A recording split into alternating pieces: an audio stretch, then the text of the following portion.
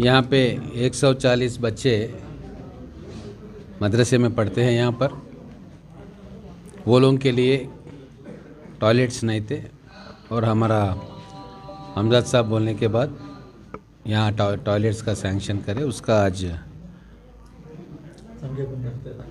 संगे बुनियाद रखा गया है। శంకుస్థాపన చేసుకున్నాం। అలాగే ఇక్కడ పిల్లలకి కంప్యూటర్ ట్రైనింగ్ మిగతా స్కిల్స్ కూడా ఇవ్వాలని చెప్పి నిర్ణయం తీసుకున్నాం। ఇక్కడ ఉన్న ప్రార్థనాలయం పెద్దలందరూ కూడా ఒప్పుకుంటే దీన్ని కూడా ఒక ఎడ్యుకేషన్ సెంటర్గా మార్చుకునే అవకాశం ఉంది। రాబోయే రోజుల్లో ఈ ప్రాంతంలో మహిళలకు కూడా కమ్యూనిటీ హాల్ కూడా కావాలి।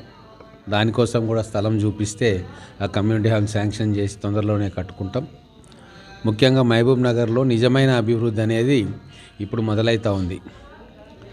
గతంలో అంతా కూడా ఓటు బ్యాంక్ రాజకీయాల కోసం చేసిన అభివృద్ధి ఇప్పుడు పిల్లల భవిష్యత్తు, మహబూబ్ నగర్ భవిష్యత్తు కోసం 50-60 సంవత్సరాల్లో మనకి ఏం కావాలనో ఆలోచించి రేపటి కోసం చేస్తున్న అభివృద్ధి ఇది నిజమైన అభివృద్ధిగా మేము భావిస్తూ ఉన్నాం।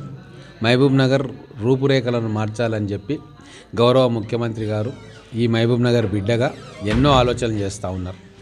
ఆ ఆలోచనలకు అనుగుణంగా మేము కూడా మహబూబ్ నగర్ పట్టణంలో ఇంకా అనేక సౌకర్యాలు తీసుకురావాలని చెప్పి ఆలోచిస్తూ ఉన్నాం। కేవలం 1 సంవత్సరం గడిచింది, ఇంకా 4 సంవత్సరాలు ఉంది। ఈ 1 సంవత్సరంలో భవిష్యత్తులో ఏమేం కార్యక్రమాలు చేయాలని చెప్పి ఒక ఫౌండేషన్ వేసుకున్నాం। రాబోయే రోజుల్లో నిధులను కూడా తీసుకొచ్చుకొని కొత్త ప్రాజెక్టులను టేకప్ చేసి పూర్తిగా మా టర్మ్ అయిపోయే వరకు మహబూబ్ నగర్లో నిజమైన అభివృద్ధి అంటే ఏందో మా ప్రభుత్వం చేసి చూపిస్తుంది।